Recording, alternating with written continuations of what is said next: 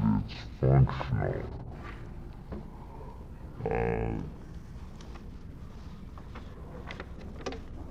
Great pleasure to welcome you to this special seminar sponsored jointly by the Departments of Botany and Forestry. I would also note that students enrolled in the Seminar 71 session on natural resources are participating. We particularly welcome them. We are fortunate today to have an unusually favorable combination of important topic and knowledgeable speaker. Questions concerning the quality of our environment are of increasing but changing concern. A year ago, we were talking a great deal about the fact that, yes, we do have severe problems concerning our environment. I think the focus is beginning to change somewhat in the direction of what are the specifics of these problems and what are we going to do about them. This requires careful examination of the pluses and the minuses of particular alternative courses of action. It is within this sort of a context that we are most fortunate to have as our speaker Dr. Harold Gus Wahlgren of the U.S. Forest Products Laboratory.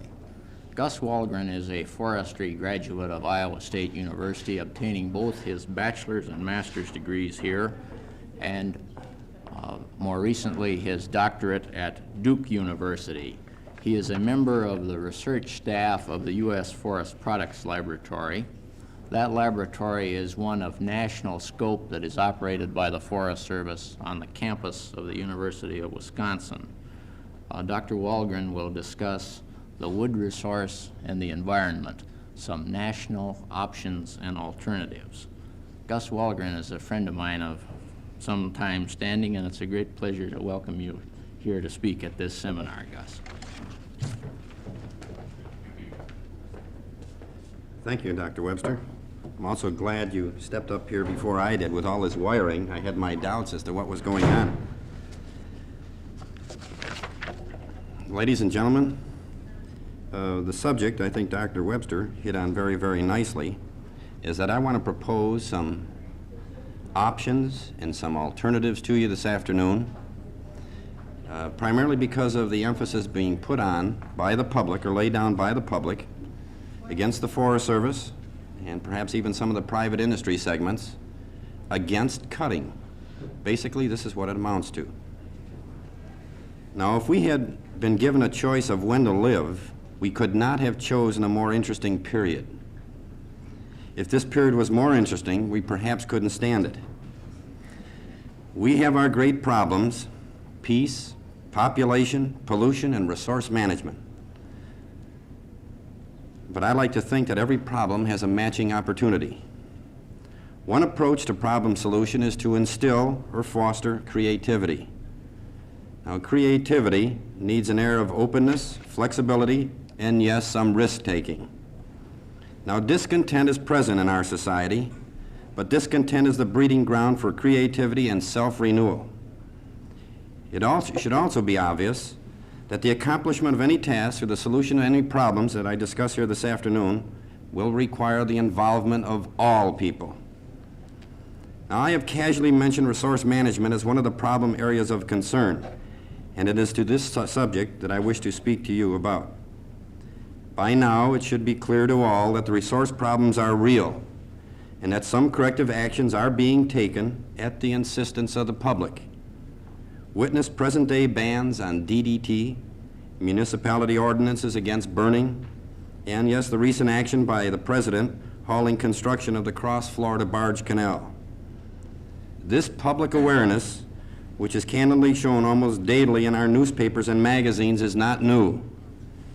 It is the seriousness of the problems and the magnitude in terms of the number of people concerned that is new.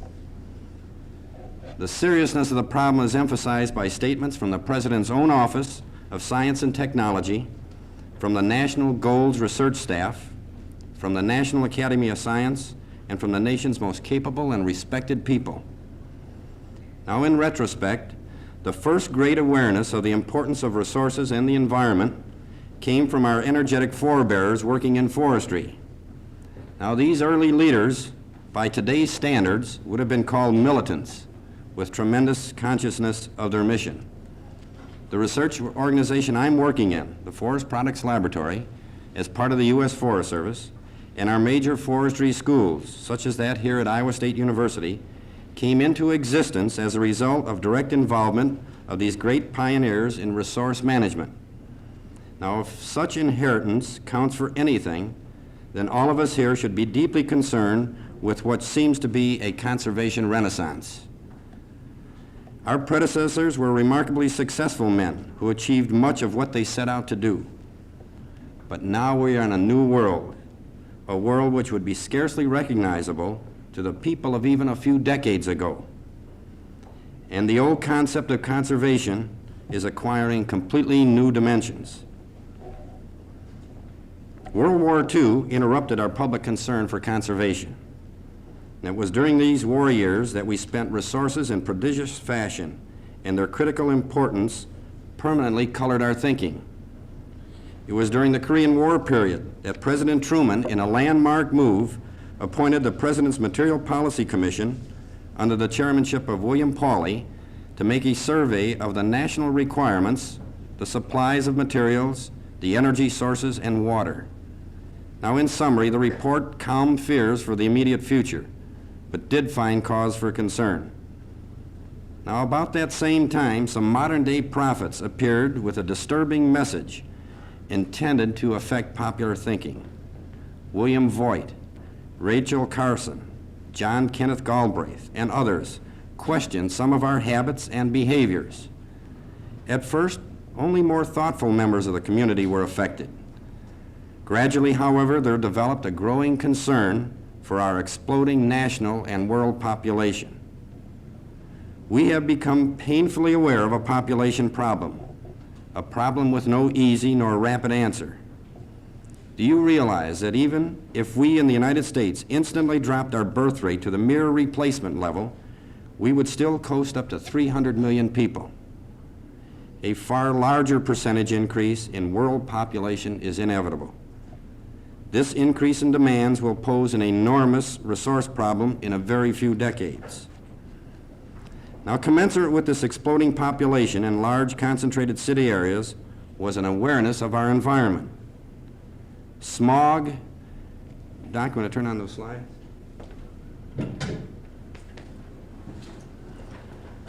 Smog, physical discomfort, and a few deaths made us aware of air pollution. Tourists, vacationers, and recreationists in unprecedented numbers acquired personal awareness of the environment and of some subtle facts that many streams and lakes were unfit for human use. More recently, we heard of the contamination of estuaries, ocean beaches, and the oceans themselves. Accidents like oil spills and ecological surprises like those resulting from DDT, lead, and mercury added to the alarm.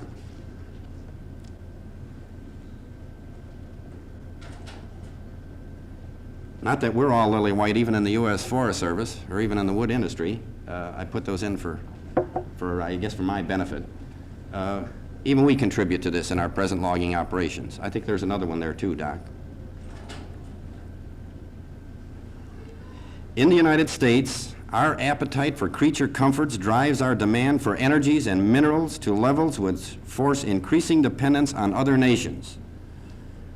With 5% of the world population, we use some 40% of its resources.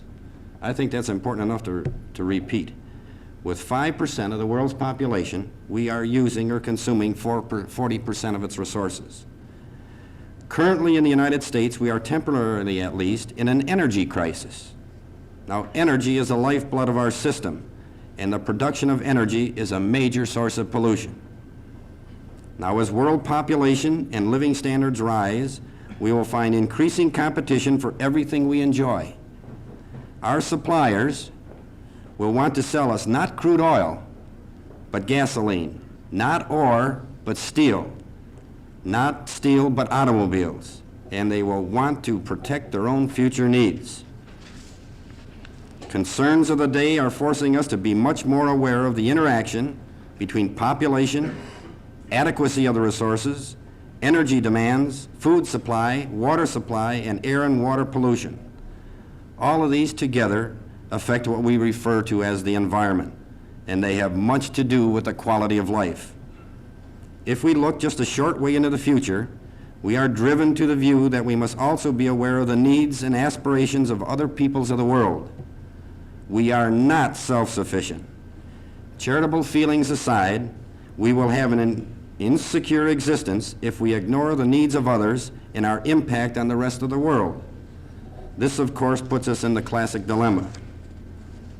At the present time, the damage we do to the environment in taking care of our needs is certainly serious and possibly catastrophic. Is it any wonder why there has been an almost unbelievable rise in the numbers and strength of amateur environmental activists? Some of these amateurs provide much of the driving force behind what is happening. Some of their favorite targets have been timber resources managers and the wood industry. This, however, I feel is an undeserved distinction. Other industry groups cause equal or greater environmental damage and not have yet been so fortunate as to receive so much attention. Now, a cynic at this point might say that we are seeing just one more in a succession of cases where the media and the public inflate problems beyond life size. When we discover the cost of correcting the problems, we abandon them for newer and more interesting worries. Is this what is happening to us? As a manager of a forest resource, and I'm speaking about those of us in the Forest Service, we wish to make sound decisions. But in the present flood of diverse and divergent opinions, what are we to do? It is a long time from seedling to mature tree. What will be the place and the need for timber in the world of commerce when the present crop matures, or the crop after that? Our professional responsibilities and our native instincts force us to be very aware of the environment. Forests are not only sources of great aesthetic pleasure, but have all other uses and values, such as that practiced under the multiple use concept on some 187 million acres managed by the U.S. Forest Service. And while they may be old hat to most of us, they are still there: water, forage, wildlife, recreation, and wood. It is obvious, however, that life in the future will depend overwhelmingly on our ability to make the least damaging compromise. Under wise management, harvesting a crop of timber causes only transient disturbances. But a decision to reduce emphasis on efficient timber production and utilization and to satisfy more material needs with irreplaceable minerals would, I believe, result in greater net damage. Now, the problems posed by all of this are incredibly complex, but decisions must be made, and unless we improve our understandings, we will be managing from a position of ignorance.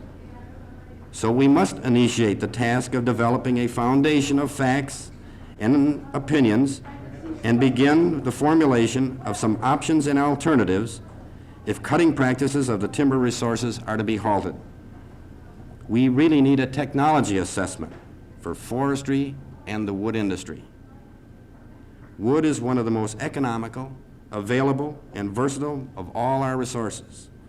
Because of this simple fact, I was interested to read the results of the recent National Academy of Sciences report, Resources and Man. And there's a copy I spoke about this earlier this morning.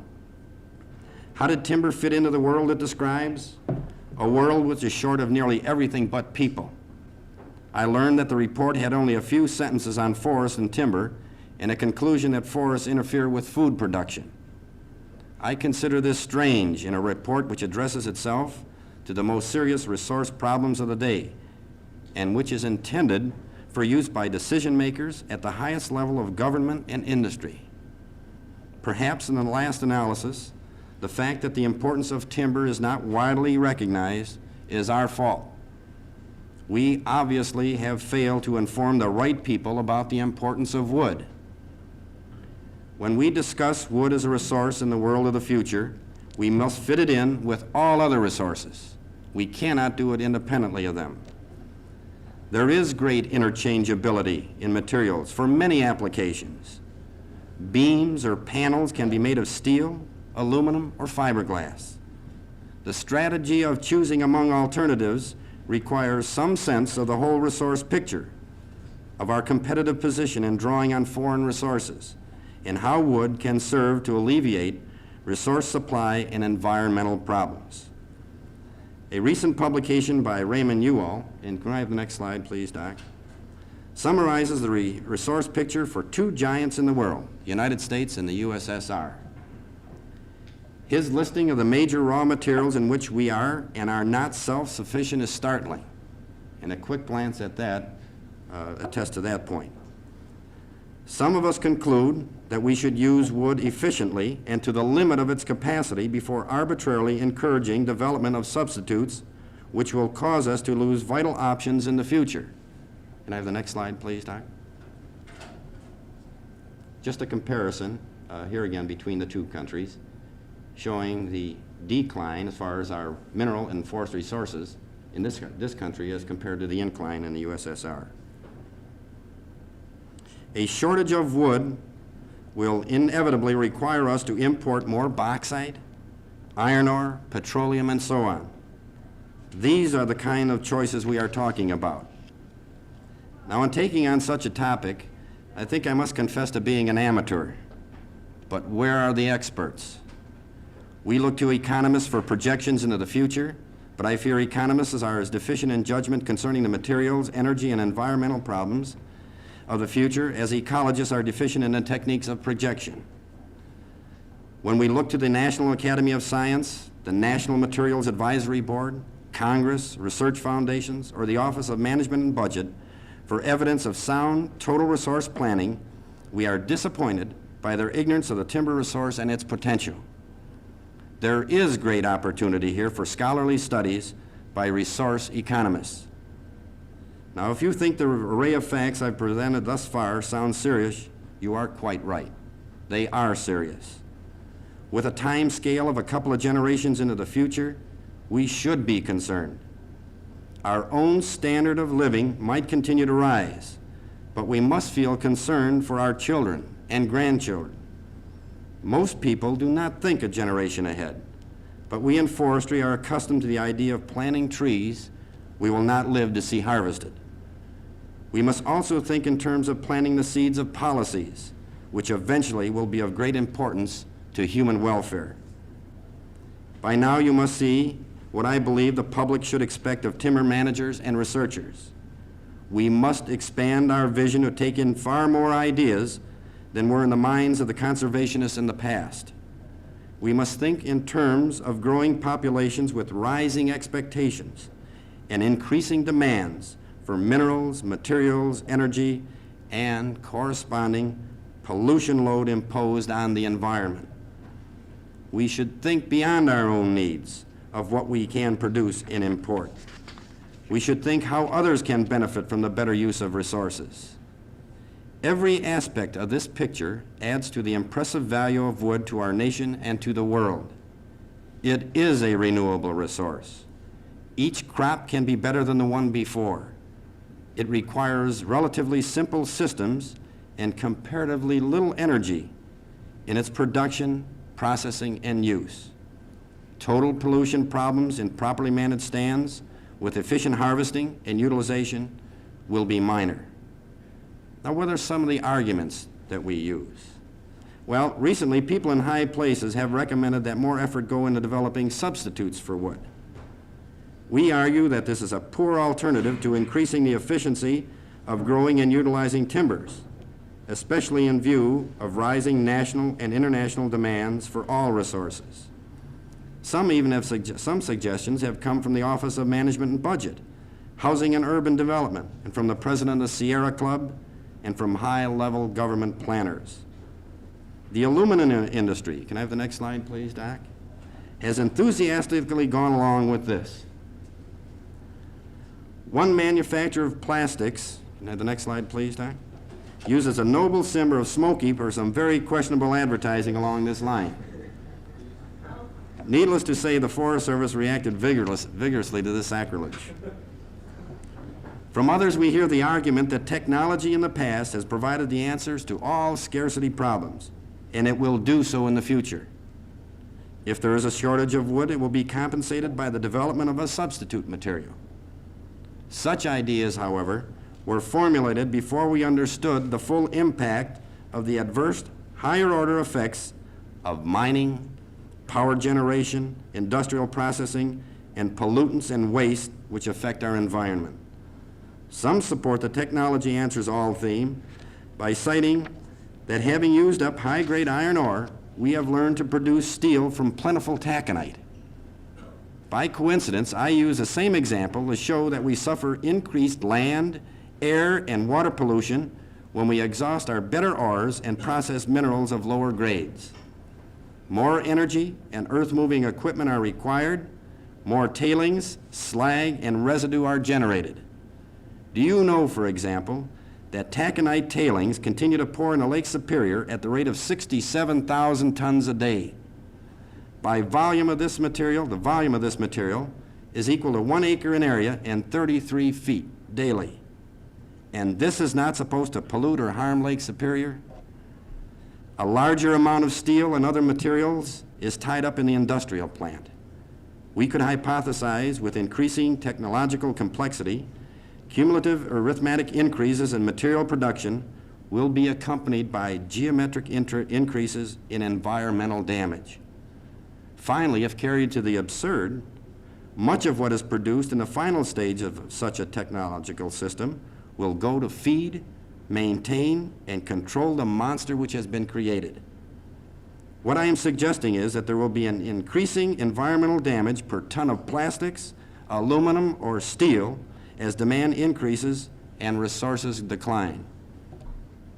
Doc, I think there's two more that kind of emphasize a point. It's a pretty good piece of equipment and makes quite a big chunk, a hole in the ground.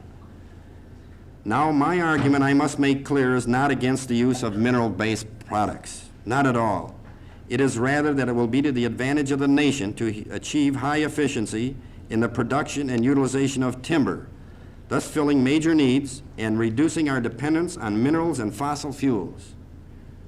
Our nation, of course, will benefit from a flow of new synthetic and metallic products.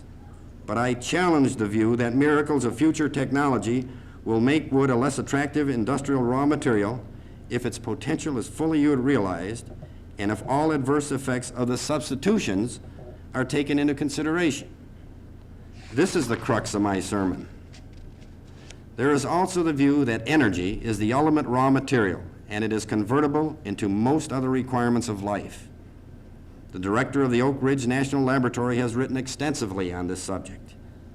The development of fusion or catalytic nuclear burners, if successful, could provide almost limitless energy. This, some say, constitutes an argument against the critical long-term importance of either high-grade ores or wood as major industrial raw materials. While this is an intriguing idea, very great problems are associated with the production of the massive quantities of energy envisioned in such a world. Critical materials of construction for the complex industrial plant, radioactive waste, and environmental problems will probably set limits to the availability and usefulness of energy in the sense of being the ultimate raw material. As things now stand, a prudent nation would retain its options and would not establish a resource policy on the anticipation of unlimited low-cost power.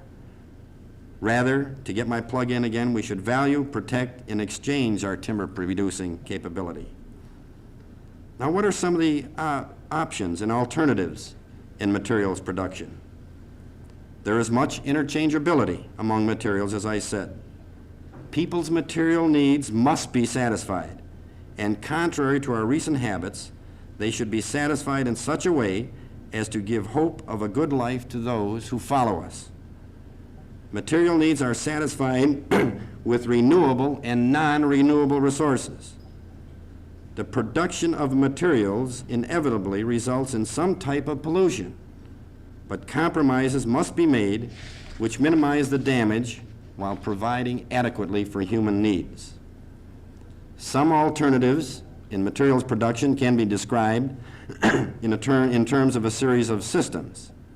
Let's analyze the systems and the consequences if we expand each of these. We'll start out with the aluminum system. In brief, the sequence of steps in the production of aluminum are mining or importation of ore, separation of alumina, electrolytic reduction to the metal, processing to the product, use, reuse, and disposal. In this country, we have very little bauxite, as was apparent in one of those charts, and 90% of our requirement is imported. Now, if we wish to increase aluminum production, we have two choices. We either import more bauxite or develop a use or process for the use of less desirable native clay. Now, some 2 tons of red mud are generated per ton of aluminum in the preparation of alumina from bauxite. This presents serious pollution problems, and presumably the use of native clays would cause even more severe problems. The electrolytic reduction of alumina requires a huge amount of power, 17,000 kilowatt hours per ton.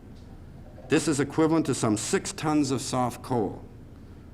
Strip mining, deep mines, acid mine drainage, and combustion of coal all have serious and severe environmental impacts.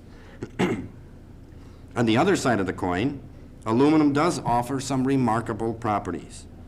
The potential for producing useful composites of aluminum and wood, for example, have scarcely been tapped. Now, how about the iron and the steel system? Steel is perhaps the material of key importance in an industrial society. It is essential for many applications and can be adapted to a great many more. Now, what has happened to our steel production? We have exhausted our excellent iron ore, and we have gone to taconite, a very hard mineral of low iron content. Now, extreme grinding is required to permit magnetic separation of iron oxide, leaving finely divided tailings. And I have already mentioned the tailings being dumped in Lake Superior. In addition to this area, we are now in the Forest Service faced with a land exchange program involving transfer of Forest Service wetlands to accommodate additional taconite tailings. Now, while the taconite development was widely hailed as another victory of technology over resource depletion, it is interesting that in 1950, only 8% of our iron ore was imported. In 1970, it was over 35%. And indications are that we shall become increasingly dependent on foreign sources for our steel. Now, a large amount of steel is presently recycled, and more will be. Lest you think, however, that this is merely a matter of remelting and reusing, let me point out that steel is often used in the form of special alloys, or it is used with other metals. By and large, there is no practical way to separate contaminating metals from the melt. Now, the cement and masonry system. Cement, based on the universally available minerals, might be looked upon as an exhaustible industrial raw material. Like all other materials, it has advantages and disadvantages. Reinforced concrete structures, in reality, require much steel, about half as much as is used in conventional steel construction. Modern home builders are looking forward to the production of complete concrete homes on factory production lines, followed by transportation to the site. Concrete construction is poorly adaptable to such a system. The plastics system. Plastics based on petroleum are the most rapidly growing industrial material. They are high-priced and demand a very high level of technology, but have the advantage of relatively simple processing to finished form. Their total drain on our energy and resource pool is relatively low. Plastic fiberglass composite undoubtedly has a bright future, but its cost as a material is high and will continue to be high relative to that of wood. There are unusual difficulties in recycling and disposing of plastics.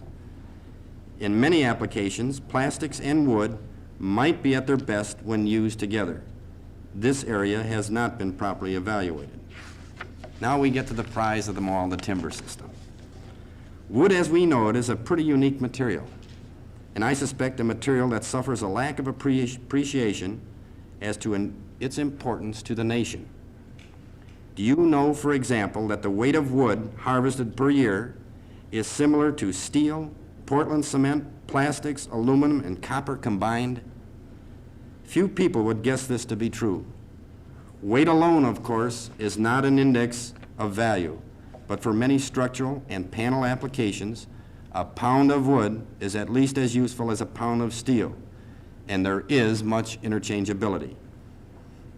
We take so much of wood use for granted. Each year, the average citizen uses 530 pounds of paper and 208 board feet of lumber. We demand wood for the houses we live in, to the newspapers and the books we read, from the floors we walk on to the furniture we relax in, from a simple toothpick to more than 5,000 end products that come from the forest.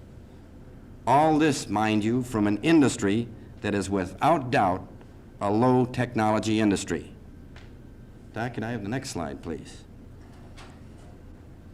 In fact, expenditures for wood research by industry amounted to $14 million in 1968. This, to put things in perspective, is less than a third as much as our nation spends on false eyelashes. If in a technological world wood retains a position it does with so primitive an attitude towards research, think of what can be achieved in the way of improvements in yield and properties when its potential is finally realized. Obviously, this outline of systems could be extended, but I trust you see the implications and hazards when greater demands are placed on renewable resources, non-renewable resources. Now, in a final word. This presentation attempts to bring together some facts and some carefully considered judgments and opinion, and it does form the basis for a hypothesis. Everything we learn about our resources convinces us that the nation and the world face serious problems resulting from growing populations, from increased mineral and energy demands, and from various forms of pollution. All materials come at the cost of energy and damage to the environment. When viewed in such an ecological context, the wise use of forest and timber takes on even greater importance. Wood is a versatile, renewable material which serves many needs, while requiring relatively little energy and causing relatively little damage to the environment. Policy decisions are now being made which affect our future dependence on alternative industrial materials. Many of these decisions are being made by default and from a position of ignorance rather than from a position of knowledge. We hypothesize that it will be in the long-term interest of the nation and the world to give more attention to the efficient production and utilization of timber. This can be done without jeopardizing other values of the forest, and it can often work to their advantage. Now, this is not a conclusion, this is a beginning. The forestry profession and others concerned with the forest resource must decide whether this constitutes a reasonable hypothesis. We must give substance to the opinions and the judgments which have been outlined. These are the options and the alternatives if severe restrictions are imposed on growing, cutting, and utilizing the timber resource. From my selfish standpoint, I trust the forest will continue to be used to meet the needs of our society. Now, in closing, let me say that man must adapt to his ecosystem, to his physical environment and its biological components. We cannot long operate as a force apart from it, for we are not. Man is not only a part of his ecosystem, he's the most powerful influence in it. It is somewhat ironic that we, the most precious resource, are also the most serious threat. And I close by saying, can we accept the challenge for a better life for mankind? Thank you. I'd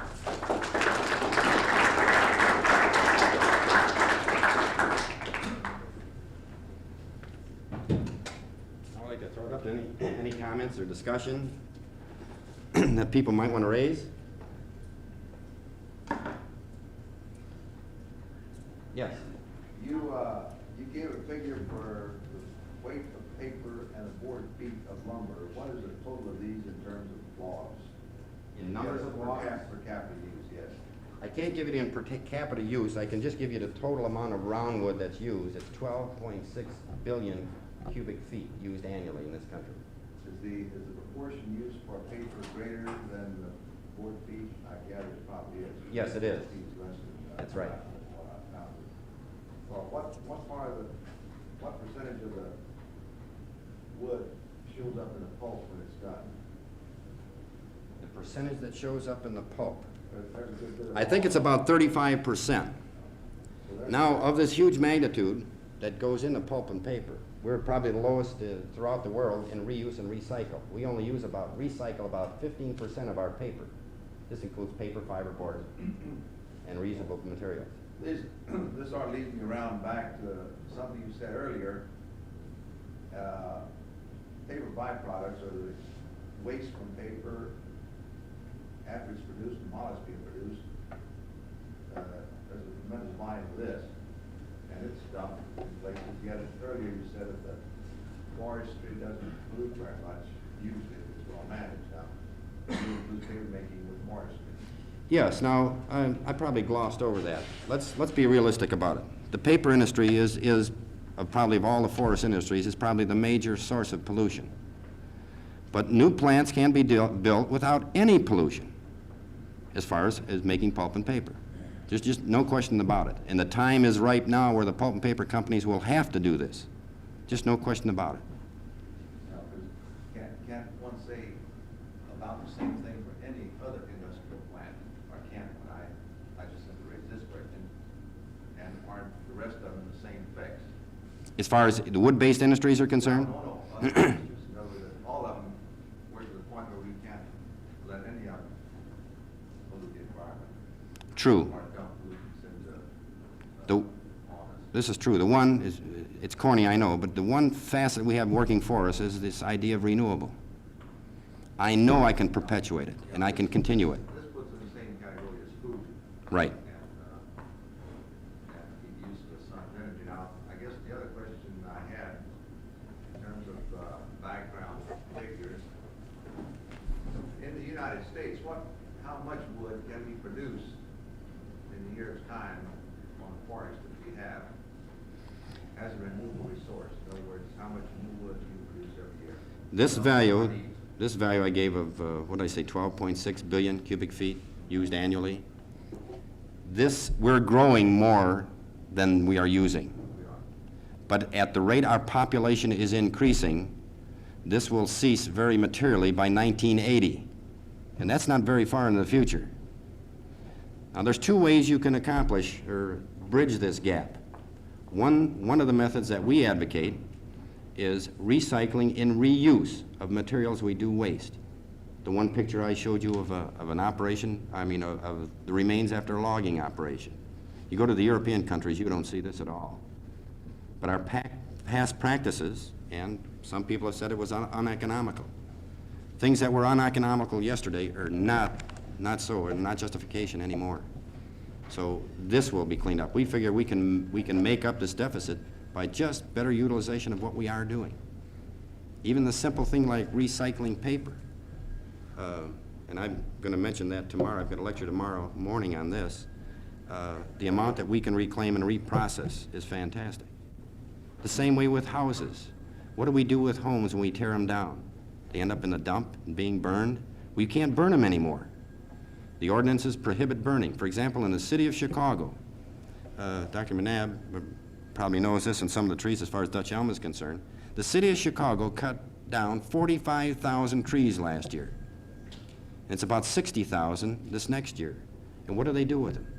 They can no longer burn them, but they grind them up, put them in a hammer mill, and then use them as landfill. But we're running out of holes in which to put landfill. So this material must be recycled. There's just no question about it at all. Yes, the young lady behind you.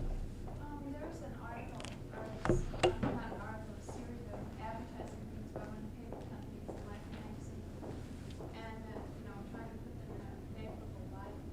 And one statement he said was there are more trees now than there were when the Pilgrims came. Is this a qualified statement? Is it more It's really more wood. Of course, it depends on what period in time you compared it to. To give you some example, while the future of forestry, for example, they say lies in the south. We're talking about growing trees down there now in a rotation period of 12 years. The West Coast, we still have some old growth material that's 200 and 300 years of age. So it's more now. They used to say this, you know, even in game management about deer herds. We hear this in our state of Wisconsin. My gosh, you're slaughtering the deer herds. It's not like it used to be. There are more deer in the state of Wisconsin than have ever been recorded in the history of that state, just due to proper management. Now, I'm not saying or advocating at all in forestry that we cut down every tree we grow. Nonsense, not at all. But I don't want to be restricted from not growing timber because we depend on it so much, and it has so many advantages. Now, the other thing, you know, the Forest Service, too, we were criticized by some of the cutting practices, and rightfully so. Nothing wrong with this at all. The big controversy on the Bitterroot National Forest in Montana. 100% correct. 100% correct. Now, what you've got to realize, though, is without getting in too deeply, let's say they were against clear cutting. There are certain species of trees that, to perpetuate and maintain, necessitates a clear cutting operation. But at the same time, it doesn't necessitate clear cutting 500 acres of it. This is nonsense, too. They can clear cut in smaller areas and smaller patches and not do the damage that is done by the large acreages that they have been accused of. So don't get the impression that we're all lily white on this. But I think our positive side of the ledger far outweighs the negative side. Of course, I'm biased. Yes? You imply very much that dependence on other countries, for the United States, is a very bad thing. Depending on Canada for your minerals, for your woods, for water now, pretty soon.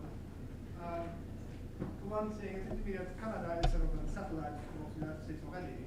It really doesn't matter. That together, Canada and the United States, you are very much in the same position as shall we say, or Russia, you compare it with Russia. But further, international trade seems to me a good thing. You started always saying that one of the problems that we have is peace. Well, it seems to me that, if I understand you correctly, if we have more international trade, I think it would promote peace rather than not. Am I correct in I think you are. The only thing I'm saying is as these countries develop and emerge, and now, for example, that we're importing an ore from, I think for their own self-benefit, they're not going to be concerned about selling us ore, but they'll want to sell us steel. And we've got to look out for their welfare, too. What kind of frightens me a little bit, if we're using that much of the resource right now, what will we use in another 20, 30 years? And at what sacrifice to them? You're 100% correct. You can't cut it off. No, absolutely not. Not. Yes? Well, wouldn't it almost be, as you said, things that weren't economically feasible before become more feasible? Wouldn't it almost be better to buy steel?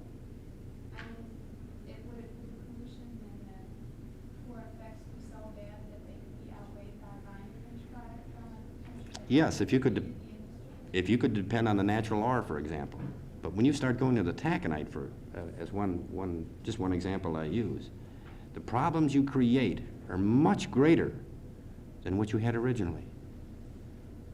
But if a country can survive, I mean, if the ore that we're importing, and then they want to use it themselves and sell the finished product, then that removes a lot of pollution problems for the country that buys it. True, true.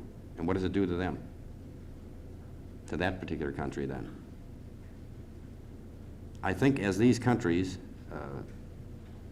do develop, I think they're going to be faced with the same problems we are. Because it's only natural they don't want to build a steel plant, and they'll want to build this and a pulp mill and so on and so forth. And I think they'll be faced with the same problems.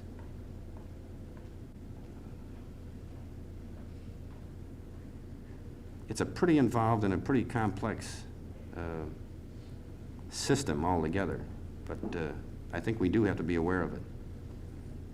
Yes, but we're not taking the ore out of different countries simply because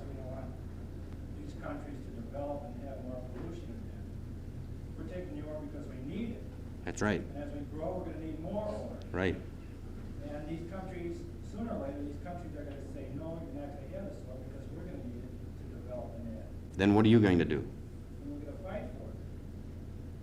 That's one of the alternatives, I guess, that you're saying. This is true. This is some of the problems you get into. There's no question about that at all. Not at all. But I say let's kind of hold the line. That aluminum house you saw, for example. Well, I can't see this at all. I can't see it at all. And putting in a substitute product here and just putting more and more demand. If you just kept up with the present demand with increasing populations, that's more than sufficient without creating more. Now, don't get the idea that I say wood is going to replace steel or concrete. No, not at all. I'm saying, but let's use them judiciously, and we can use them together. Yes, ma'am.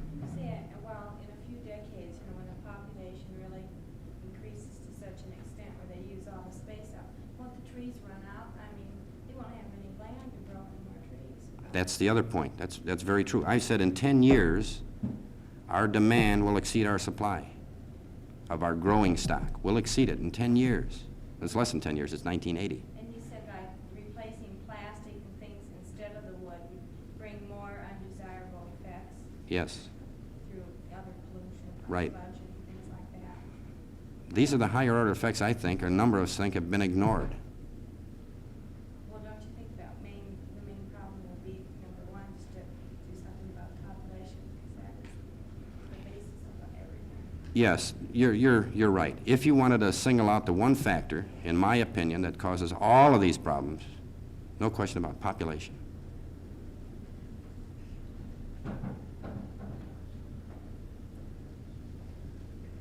Yes. To achieve the kinds of goals you've set up, do you think this is going to require coming to some kind of moratorium in terms of setting aside more land as wilderness or primitive areas where we simply are not permitting cutting?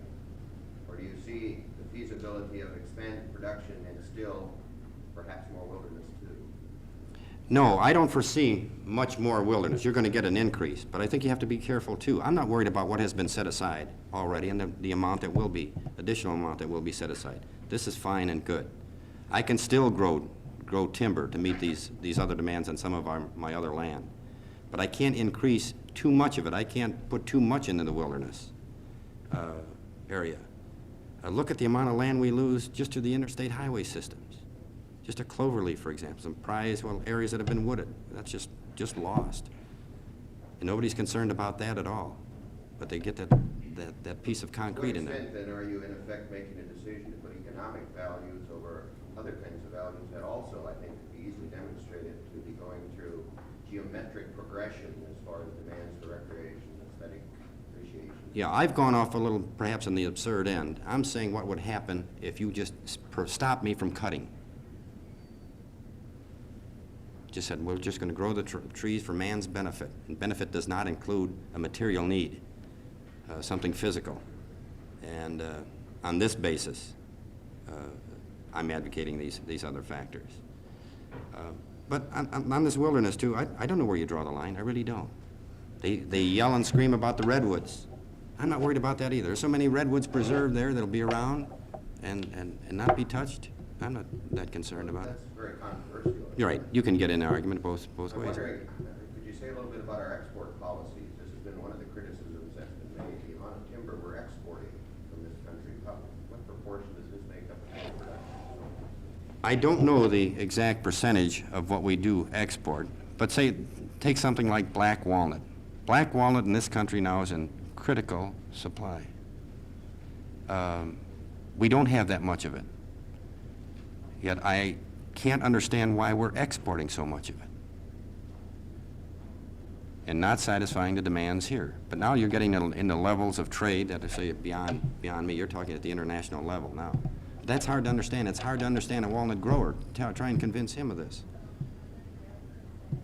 The figure goes about 4%. 4%, George? We're importing more than we're exporting. Under 4%.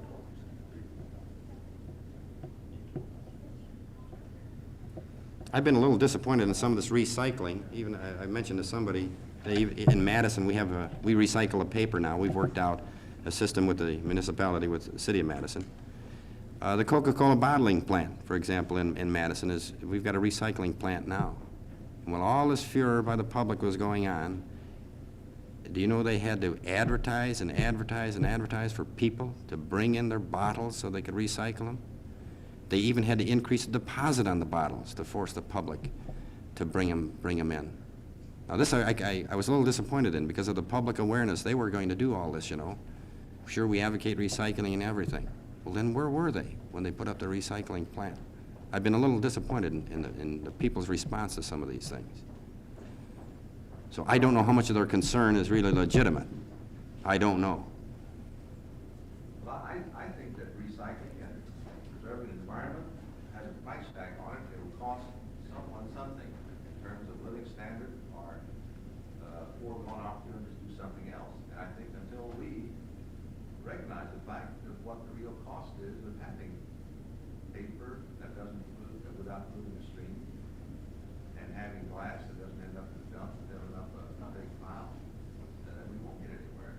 And I think, personally, I think if it takes 5 cents a aluminum can to bring them back in, we ought to put them on that and pay for them, get them back off the highways and things like this. I think economics sort of overrides a lot of things. You can go so far in being an idealist, you get right down to it, you still got to have the wherewithal to accomplish some of these things. They don't get done with nothing. That's right. It will have a price tag on it, and you'll have to pay for it. We're going to get there fairly soon. I think we have to realize that it does take that sacrifice in the end of standard of living, I think, that to do this instead of something else. All right, to give you some example, the recycling, the first study we carried on at Madison, we canvassed the people at the Forest Products Laboratory and used them as guinea pigs and asked them to separate their paper products. And I was amazed at the percent of the response that really got tired of it after running it for just 3 weeks. When we sent out another questionnaire, will you continue this? And about 10 or 15% said absolutely not. It was a bother and it was a bore, you know, and they had to do something extra. But when it comes right down to it, we're running out of holes in which to put this material. City of Chicago is investigating areas up in northern Wisconsin in which to get rid of their waste. George? If you go to high-intensity culture and short rotations, the products people in a position where they can convert now reasonably well. That is, laminate beams, use 6-inch logs instead of 30-inch logs. How painful would the transition be to people in your trade that are trying to research and develop? Not very painful, George. I think the other point that hit on it was economics. You saw the debris that's, well, you've seen it, laying in the woods. You know, what do you do with it? We know we can make products out of it. I know I can make particle board out of it. I know I can use it and make pulp. No question about it. But they say I can't bring it in because it just won't pay for itself. That's what John's saying. Like, it costs somebody. Right, it's going to cost somebody some money. The same way with the intensive culturing techniques.